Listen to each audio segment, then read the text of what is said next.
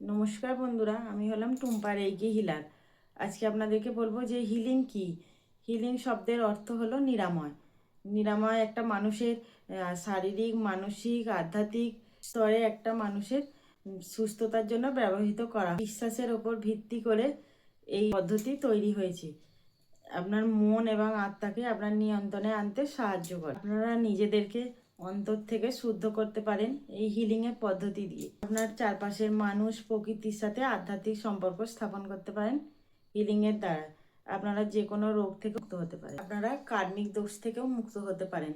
কার্মিক দোষ কি? সেটা হলো যে আগের জন্মে আমাদের সাথে অনেকের হয়তো শত্রুতা ছিল, যে কেউ হয়তো আপনার সাথে খারাপ ব্যবহার করেছে বা আপনি কারোর সাথে খারাপ ব্যবহার করেছেন, আর পরের জন্মে সে আপনার সাথে আবার সেই একই রকম খারাপ ব্যবহার করবে। হয়তো আপনি তার সাথে খারাপ ব্যবহার করছেন না, দেখবেন সে আপনার সাথে খারাপ ব্যবহার করছে। আর আপনি যদি এই হিলিংটা করতে থাকেন, তাহলে এই জন্মে যেগুলো কার্মিক দোষ ছিল সেগুলো হয়ে যাবে।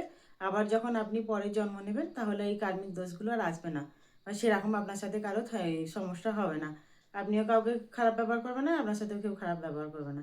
আপনারা এই হিলিংয়ের পদ্ধতিটা করুন আর আমার ভিডিও ফলো করুন।